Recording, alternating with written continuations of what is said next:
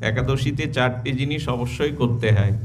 একটা হলো শ্রীমদ্ ভাগবত গীতা পাঠ, হরিবাসর, নিশি জাগরণ, এগুলি করতে হয়, একটু রাত জাগতে হয়।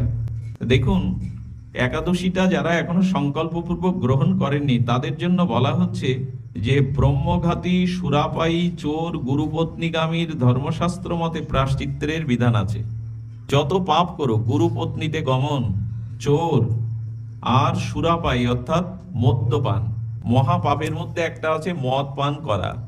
অতি পাপীও যদি গঙ্গায় যায় স্নান করতে, পতিত পাবনী গঙ্গা তার পাপ ধুয়ে দেন, কিন্তু মদের কোনো পাত্র যদি গঙ্গায় পড়ে, গঙ্গা সেদিন নিজেকে অপবিত্র জ্ঞান করে।